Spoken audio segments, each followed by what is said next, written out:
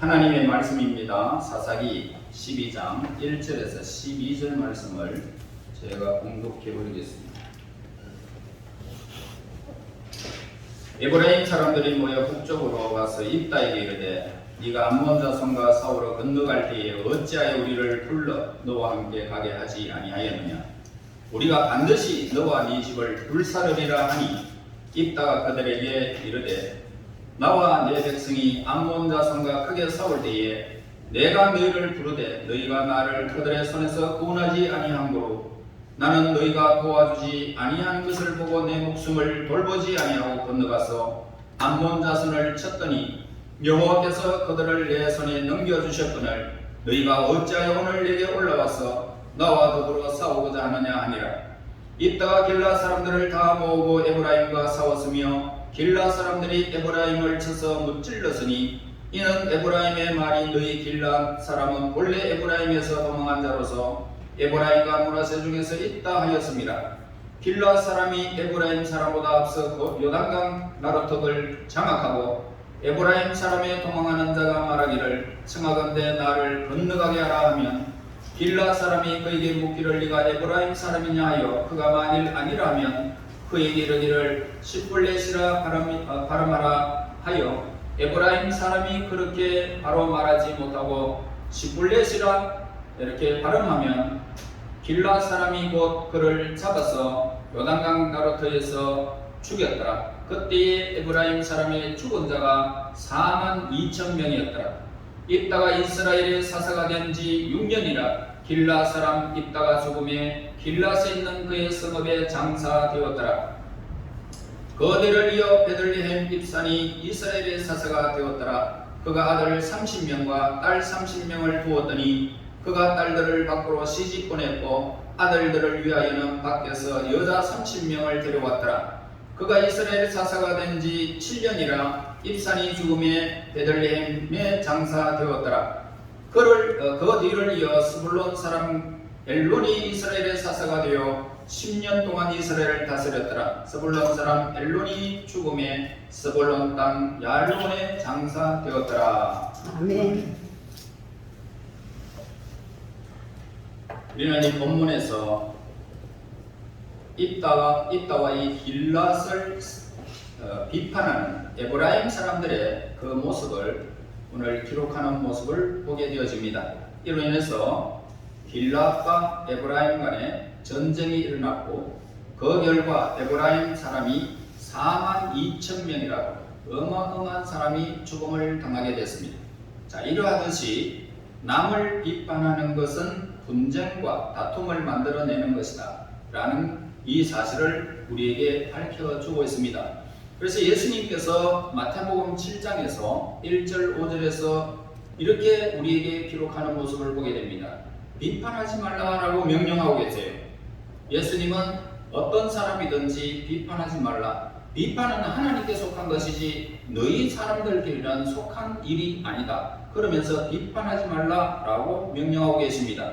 그래서 예수님의 명령은 그러한 이유를 찾아볼 수 있는데 우리는 예수님의 명령을 반박할 수 없는 것이고 또 예수님의 논리는 정당한 것이며 또 동시에 죄성을 느끼고 죄의 추악함을 깨닫게 되는 것은 우리 인간입니다. 그래서 우리 인간은 모두가 똑같다.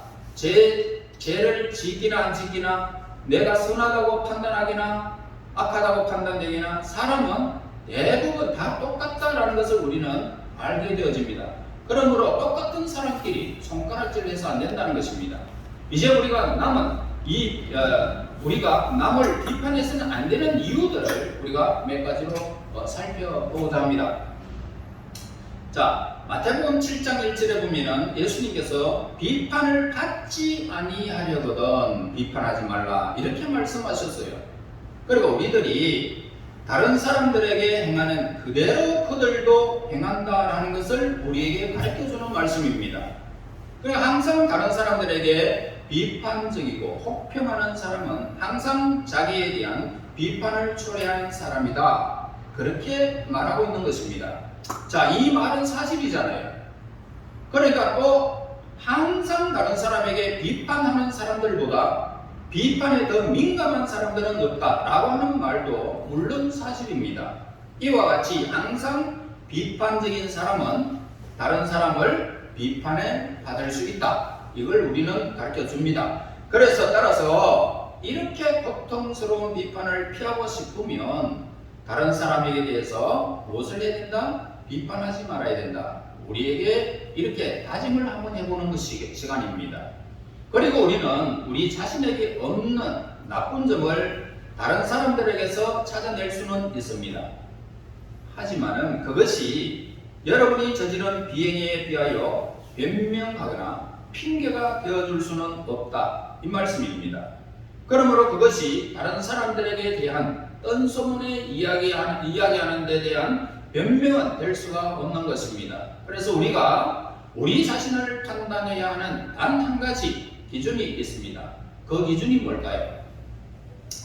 우리가 우리를 판단할 수 있는 기준은 이 세상 사람들이 아닙니다. 바로 예수님이죠. 우리를 판단하시는 분은 예수님입니다. 그래서 우리는 우리 자신을 예수님께 비추어 보아야 됩니다. 예수님께 비추어서 내 자신을 평가하게 되어지면 우리는 내세울 것이 하나도 없다라는 사실을 고백하게 될 것입니다. 자, 우리 자신이 어떤 가련한 사람에 비교하여 평가할 때는 별로 못할 것이 없습니다. 괜찮아 보일 수도 있지만 예수님과 비교하여 평가하게 되어진다면 우리 자신은 형편없는 자임을 알게 될 것입니다. 그러므로 우리 자신을 자랑하고 싶다면 그때에 누구를? 예수님을 바라보아야 한다. 이 말씀을 우리에게 가르쳐 주고 있습니다. 그리고 인간에게 있어서 본질적인 악덕이 있습니다. 최고의 악은 뭡니까? 최고의 악은 자만심이라는 것입니다. 자만심은 뭡니까? 스스로 자랑하고 스스로 뽐내는 것을 자만심이라 그렇게 말할 수 있습니다. 그러니까 거기에 비하면은 방종, 분노, 욕심, 술 취함, 그리고 따위는 이 모든 지극히 사소한 것이다 라고 할 수 있다는 것입니다. 자만심보다 더 악한 것이 뭐냐? 방종이다. 방종보다 더 악하고 또 분노보다 더 악하고 욕심보다 더 악한 것은 바로 자만심이다. 그렇게 우리에게 가르쳐 주는 겁니다. 그러니까 자만심은 뭡니까? 인간을 모든 악으로 이끌어가는 길이라는 것입니다. 인간을 모든 악으로 이끌어가는 것이 자만심이다. 자, 완전히 하나님께 대적하는 것이다 라고 그렇게 평가할 수가 있는 것입니다. 그런데도 우리 그리스도인들에게 자만심이 발견되는 것은 참으로 안타까운 일입니다. 나를 내세우려고 그러고 나를 뽐내려고 하는 이런 행위, 나는 이렇다, 나는 이러한 사람이다, 이렇게 뽐내려고 하는 행위, 이것이 우리 그리스도인들에게도 있다는 것입니다. 본문에서는 에브라임과 길르앗 간에 싸움이 일어났던 이유도 결국은 에브라임의 자만심 때문이었다는 것입니다. 이와 같은 자만심은 오늘날 우리들 가운데서도 만연되어 있다 이 말씀입니다. 여러분, 우리가 얼마나 교만한지 아는 사람은 얼마나 복이 있겠습니까? 그러나 모른다는 것입니다. 남들이 나를 무시하거나 내게 주의를 기울이지 않거나 자기 주장만 내세우거나 내게 언인인 채 하거나 자기를 내세울 때 그런 것을 우리는 얼마나 싫어하는지 모릅니다. 그런데 그런 것 우리는 다 싫어한다. 내게도 그렇게 물어보면 그래 맞다라고 그렇게 답할 수밖에 없습니다. 무엇보다 중요한 사실이 있다면 뭡니까? 자만심은 남들의 자만심과 경쟁관계에 있다라는 점을 우리에게 가르쳐주죠. 우리들의 모임에서 누군가 인기를 독점할 때가 있습니다. 내가 기분이 상하는 이유는 내가 바로 그 인기를 차지하고 싶기 때문에 그렇게 기분이 상하는 것입니다. 남들은 저 사람이 정말 잘한다, 행복하겠다, 나도 저 사람 같이 되었으면 그렇게 하는데 나의 기분이 상하는 것은 나도 저 위치에 있었으면 그런 겁니다. 그래서 같은 장사를 하는 사람들끼리는 화합이 되지 않는다는 겁니다. 여기에 커피숍이 있고 바로 옆에 커피숍이 있으면 화합이 안 되겠죠. 여기에 호떡을 끊고 바로 옆에서 또 호떡을 끊으면 경쟁 상대가 되죠. 화합이 되지 않습니다. 네가 죽어야 내가 산다는 겁니다. 이게 오늘 우리 사회의 현상입니다. 여러분, 자만심은요 본질적으로 상대적이다 이 말입니다. 그래서 자만심은 그저 무엇을 가졌다라고 해서 만족하는 행위가 아닙니다. 옆 사람보다 더 많이 가져야만 만족한다 이 말입니다. 돈이 많거나 영리하거나 잘생겼다고 말들을 하지만은 사실은 그러한 것이 결코 아닙니다.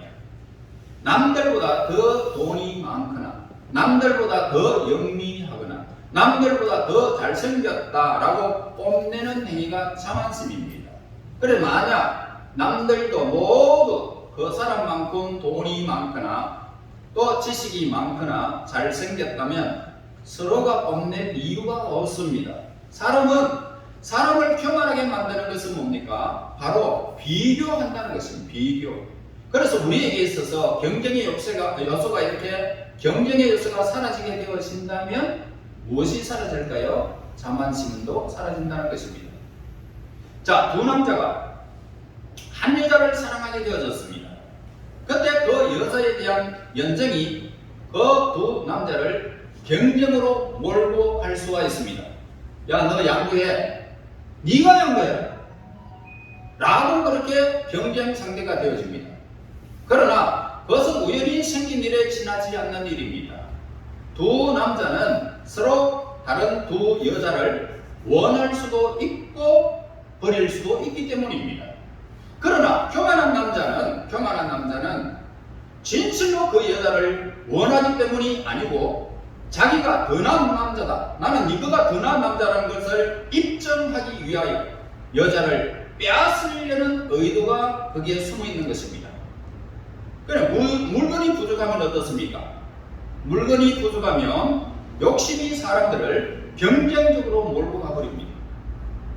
물건이 부족하면 오르겠다. 그러니까 막 그 물건을 갖다가 왕창 막 욕심내가 막 사버리죠. 욕심을 내게 되어 있습니다. 예전에는 그것보다 더 주고 산다 할지라도 욕심이 그냥 경쟁을 일으키죠. 자, 그러나 이 교만한 사람은 자기가 원하는 것 이상으로 얻었을 때에도 오직 자기 힘을 과시하기 위해서 여전히 더 많은 것을 소유하기를 원하는 것입니다. 이와 같이 사람들이 욕심이나 이기심의 탓이다 라고 생각하는 세상의 악의 대부분은 사실은 자만심 때문이라는 것을 우리에게 가르쳐 줍니다. 자, 이제 돈 문제로 한번 넘어가 봅시다. 돈 문제. 욕심 때문에요, 돈을 원하게 되는 것은 틀림없는 이야기예요. 더 좋은 집을 사기 위해서, 더 멋진 여행을 한번 하기 위해서, 더 맛있고 더 좋은 옷을 입기 위해서, 더 음식을 먹기 위해서 이렇게 돈을 원하고 있습니다. 그러나 그것은 어느 한도까지만 그렇습니다.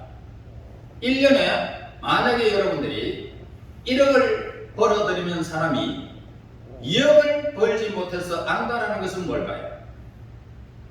어떻게 설명할 수가 있습니까? 나는 1억을 버니까 2억을 벌어야 되겠다, 이런 욕심을 내는데 무엇을 설명할 수 있습니까? 그것은 더 쾌락을 누리려는 욕심뿐만이 아닐 것입니다. 1억도 혼자 쓰는데 호사를 누리고도 남는 돈이잖아요. 1억을 1년에 쓴다고 하면 그 사람은 한 달에 1,000만 원 가까이 써야 되는데 그 돈을 쓰는 데는 혼자서 쓴다면 그 돈은요 호사를 누릴 수 있습니다. 그런데도 더 많은 돈을 원하는 것은 뭡니까? 무엇 때문에? 자만심 때문에. 그러니까 다른 부자들보다 더 큰 부자가 되려는 그런 바람과 더 유명한 자가 되려는 욕망 때문에 더 많은 돈을 원하게 되는 것입니다. 우리 성도들에게는 자만심을 버려야 됩니다. 사람이 가장 우울감을 느낄 때는 언제입니까? 남들을 장난감 병정처럼 마음대로 움직일 수 있을 때, 그때 우월감이 생깁니다. 예쁜 아가씨가 가는 곳곳마다 부혜자들을 쌓아놓으면서 불평을 터뜨리는 것은 무엇 때문일까요? 그것은 자만심 때문이겠죠. 한 정치가가, 지도자가 혹은 한 나라가 날이 갈수록 점점 더 많은 것을 요구하는 것은 무엇 때문일까요? 그것도 역시 자만심 때문입니다. 더 많은 것을, 더 많은 것을, 더 많은 것을. 그러니까 이 자만심은 본래 무엇 때문에? 경쟁심 때문입니다. 경쟁심. 그래서 그것은 전진을 거듭해야 한다 이 말입니다. 교만한 사람에게는 온 세상이 자기보다 더 강력하거나 더 돈이 많거나 더 많이 배웠거나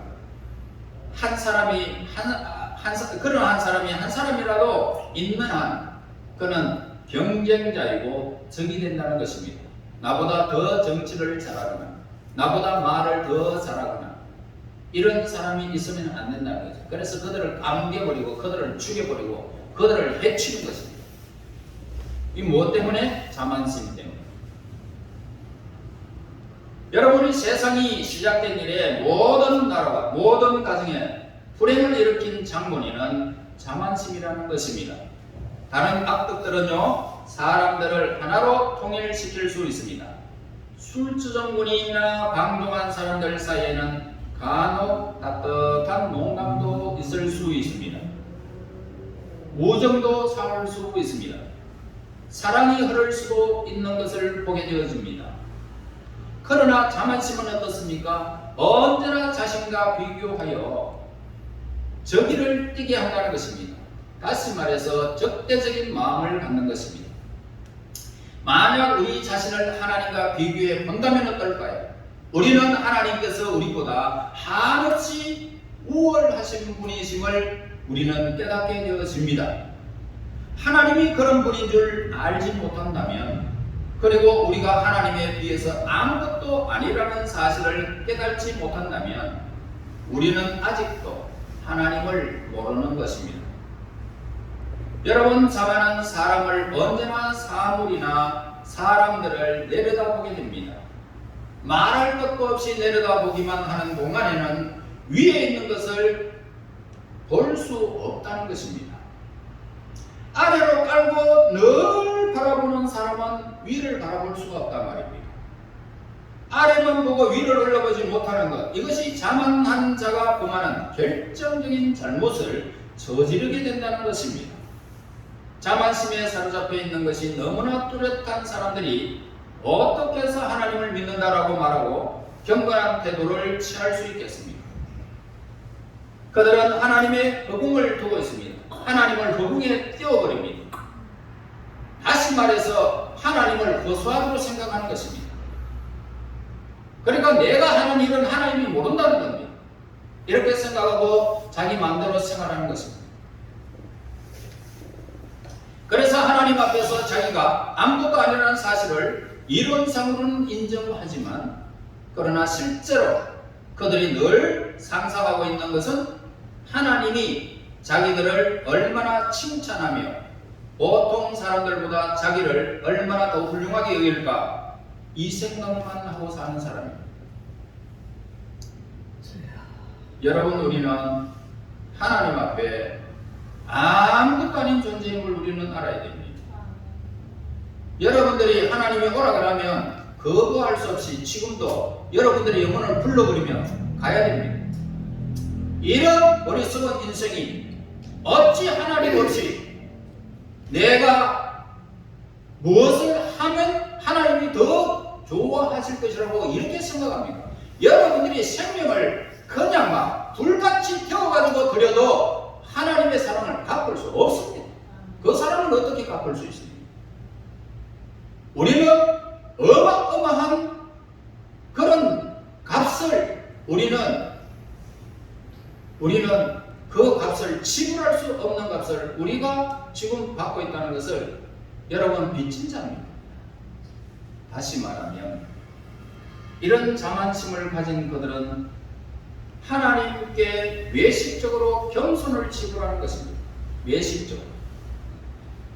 이웃 사람들에게 대한 자만심을 덤뿍 뽑아내려고 경건한 척 하는 것입니다. 그래서 예수님께서는 이 세상에 살아가는 날 동안 그들이 행한 일들을 보합니다. 예수님, 나는요, 이 땅에 내가 예수님을 믿으면서 내가 선지자 노릇도 했고 연약한 사람 도왔고 내가 하나님의 말씀 안에서 병든 자들을 고쳤고 이런 일들을 나는 했습니다 라고 했을 때 예수님께서 뭐라고 말합니까? 나는 귀신도 쫓아내고 나고 내가 했는 일들을 예수님께 구할 때 이 불법을 행하는 자들아 내게서 멀리 가라. 나는 너희들을 모른다 그랬어. 나는 너희들을 모른다. 얼마나 불쌍한 인생입니까? 여러분, 우리의 의는 하나도 없다는 것을 깨닫고 하나님 앞에 겸손한 마음을 가진 자가 하나님께서 크다 일컬음을 받게 된다는 사실을 우리는 성경에서 늘 가르쳐 줍니다. 여러분, 예수님은 그들을 모른다고 대답했다는 사실을 봅니다. 예수님께서 그러한 말씀을 하실 때에 바로 이 자만에 빠져 있는 사람들을 위한 것임을 우리에게 가르쳐 주고 있습니다. 자만심은 늘 자랑하고 싶어요. 우리 중에 누가 언제 자만이라는 죽음에서 걸리게 될지 우리는 아무도 모릅니다. 특히 우리가 다른 어떤 사람보다 더 훌륭하다라고 느끼게 될 때에는 우리가 하나님에 의해서가 아니라 악한 영에 의해서 내가 움직이고 있다는 것을 알아야 되는 것입니다. 나는 다른 사람보다 낫다. 나는 다른 사람보다 기도 더 많이 하고 나는 다른 사람보다 더 하나님 앞에 행하고자 하는 일들이 많다. 이렇게 자부심을 가지는 이런 사람이 있다면 악령에 인도된다는 것입니다. 아니, 우리의 의는 없어요. 예수님 안에서 행하는 일만 의가 되어지고 믿음으로 하는 것만 의가 되어지는 것입니다. 여러분, 그러므로 이 자만심은 신앙생활에 있어서 악덕 중의 악덕이라는 것입니다. 악덕 중의 악덕. 일단 우리가 자만심의 지배를 받게 되어진다면 우리에게 아무리 강한 자제력이 생긴다 해도 우리는 악마의 지배를 받고 있다는 것입니다. 그것은 마치 암의 종교와 같은 것입니다. 자만심은 우리의 영혼의 암이기 때문입니다. 그러므로 그것은 사랑과 만족과 평화 등의 모든 것을 먹어 없애버리는 암세포와 같아서 일단 자만심이 우리 가운데 들어오게 되어지면 얼마 안 가서 우리는 완전히 죄악 가운데서 파멸당하고 말게 될 것입니다. 그러므로 우리는 항상 깨어 있어야 될 것입니다. 기도해야 할 것이며 이 자만심이라는 사탄의 공격을 우리는 막아내야 한다, 이 말씀입니다. 여러분, 예수님을 믿었어요. 그분을 본받으시고 그분의 삶을 살아가기를 원하는 우리 성도들에게는 종종 결점이 발견될 수가 있다라는 것입니다. 그런데 어떤 경우에 있어서 그것은 우리 그리스도인들이 아닌 사람들의 그 결점보다 더 악할 때가 있다는 것입니다. 여러분, 성경은 하나님은 인류의 모든 족속을 한 혈통으로 만드사라고 그렇게 기록하고 있습니다. 또 하나님은 사람을 외모로 취하지 않는다라고 말씀을 우리에게 하고 있습니다. 자, 이 말씀은 우리 모두가 하나님 보시기에 우리 인생은 동일하다는 뜻을 우리에게 가르쳐 줍니다. 우리들 중에 어떤 사람들은 다른 사람들보다 더 잘 입을 수 있습니다. 더 좋은 집에서 살 수 있습니다. 교육을 더 많이 받을 수도 있습니다. 그러나 우리에게 다른 사람들보다 자기 자신을 낮게 여길 권리가 없다는 것입니다. 왜 여러분들이 다른 사람과 비교합니까? 우리는 다른 사람과 절대로 낮게 여길 권리는 우리에게는 없다는 것입니다. 그래서 성경은 뭐라고 말합니까? 교만은 패망의 선봉이요, 거만은 마음의 넘어짐의 앞잡이라 라고 잠언 16장 18절에 기록하고 있습니다. 그리고 하나님은 교만한 자를 낮추십니다. 겸손한 자를 높이신다고 우리에게 말씀하고 계셨습니다. 만일 견고한 터 위에 건물이 지어지지 않는다면 너무 높게 올려졌을 때에 그 무너짐은 삽시간에 이루어지는 것입니다. 우리 그리스도인들도 이렇게 자만심에 빠지면 곧 망하고 만다는 것을 우리에게 가르쳐 줍니다. 예수님은 우리에게 예수님을 믿으라고 우리에게 말씀하고 계십니다. 그러한데도 자만심 때문에 우리는 예수님을 믿지 못할 때가 많습니다. 그럴 때 우리들이 어떤 역경에 부딪히게 될 것입니다. 그때 지난 날을 되돌아보게 되어질 것입니다. 왜냐하면 그러할 때 지난번 역경에서 구해주신 하나님의 은혜를 깨닫게 될 것이기 때문입니다. 여러분, 하나님께서는 우리의 문제를 완전히 해결해 주시고 복을 주시고 선한 길로 의의 길로 합력하여 하나님께서 원하시는 길을 걷도록 우리에게 허락해 주십니다. 그래서 하나님께서는 우리에게 모든 것이 문제 해결책을 가르쳐 주시는 것을 알면서도 어떤 일을 만났을 때에 불평하거나 짜증을 내는 행위가 우리에게 있다는 것입니다. 내가 하나님 앞에 어떤 사람입니까? 이러면서 하나님 앞에 그렇게 불평을 짜내는 일들이 있습니다. 신속하게 이루어지면 어떻습니까? 짜증을 내지 않습니다. 하나님은 하나님의 때가 있기 때문에 어느 때가 가장 아름답게 이루어질 것임을 우리의 성경을 통해서, 우리 사람의 모든 형편을 통해서 다 알고 계시는 것입니다. 그렇기 때문에 겸손하게 기다리게 되어지면 적절한 시간에 우리의 문제는 하나님이 해결해 주신다는 사실을 우리는 믿어야 할 것입니다. 여러분, 한 영국인이 제수에게 예수님을 전했습니다. 이 영국인은 제수에게 예수님이 어떠한 분인지 잘 이야기를 해주었습니다. 그러자 그 제수는 당신이 잘못 이야기한 것은 아닙니까? 라고 질문합니다. 정말 예수라는 분이 우리를 위해서 십자가에서 죽으시고 3일 만에 부활하시고 산자와 죽은 자를 심판하시며 만왕의 왕이시고 만주의 주시고 그렇게 우리를 위한 그런 구원자이시라면, 그렇다면 내가 진작 믿었다면 손과 발로 영국 전체를 기어다니면서도 예수님은 사람들에게 그렇게 전하면서 기쁜 마음을 나는 전했을 것입니다 라고 말을 했습니다. 저도 이 이야기를 들으면서 가슴이 찔리는 일들이 얼마나 많습니까? 우리는 그 놀라운 예수님을 누구인지 우리는 잘 알고 있습니다. 여러분은 예수님을 누구라고 생각하십니까? 여러분들을 천국으로 인도할 예수님을 어떻게 생각하고 있습니까? 그분이 여러분의 구원주이십니까? 그렇다면 우리는 오늘 이 예배를 집중할 수밖에 없습니다.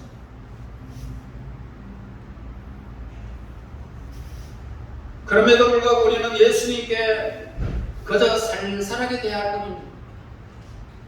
찬송도 건성을 하고 기도도 아멘도 무엇이 그렇게도 냉담하게 만들었습니다. 에브라임 족속과 도대체 무엇이 다르냐 말입니다. 전쟁할 때는 그들은 냉담하게 했다가 전쟁에서 승리하고 돌아오니까 자만심이 발동되어 그들의 주장을 내세우는 이 모습을 보게 되어집니다. 결국 그들은 심판을 받게 됩니다. 42,000명이 피를 흘리며 죽음을 당하게 됩니다. 그들의 자만심과 그들의 험담 때문에 말입니다. 그러므로 우리의 혀는 죄악이 어려운 치명적인 독을 가득한 악과 같다라고 할 수 있습니다. 다시 말해서 우리의 입에 잘못 자만심 때문에 잘못 놀려지면 지옥에 불과하단 말입니다. 이제 우리는 알았습니다. 남을 비판하는 자만심은 예수님의 겸손 앞에는 사라지게 될 것이라는 것을 알았습니다. 우리는 예수님의 겸손을 우리는 본받아야 할 것입니다. 예수님을 믿고 예수님처럼 우리는 삶을 살아야 할 것입니다. 그러한 변화의 삶을 추구하는 자에게는 하나님의 성령이 우리를 도우실 것입니다. 여러분, 성령은 항상 우리의 자만을 미워할 것이고 예수님의 겸손을 구하는 자라면 끝까지 우리를 도우실 것입니다. 자만과 비판을 극복하시기 바랍니다. 미워하는 마음, 저주하는 마음, 내가 우울하다라는 이 마음을 겸손한 마음으로 대처할 수가 있는 것입니다.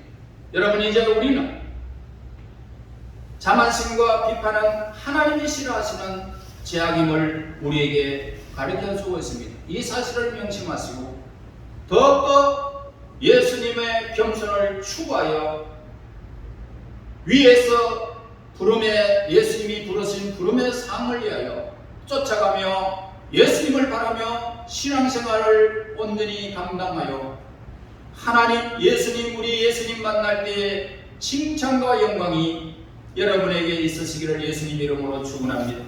하나님 은혜 감사합니다. 자만심을 버리게 하시고 우울함을 버리게 하셔서 이제 겸손한 마음, 예수님의 마음을 가지고 이 세상 살아가며 신앙생활을 하게 하시고 믿음 생활하게 하시고 수많은 사람들을 나보다 낫게 여기며 하나님의 뜻을 준행하는 하나님의 사람이 될 수 있도록 인도하여 주시옵소서. 자만과 비판은 하나님이 싫어하는 죄악이라는 사실을 명심하고 예수님의 겸손을 추구하며 위에서 그런 부름의 상을 위해 쫓아가는 믿음의 성도들, 겸손한 성도들, 하나님의 의를 이루는 성도들이 되게 인도하옵소서. 예수님 이름으로 기도하옵나이다. 아멘.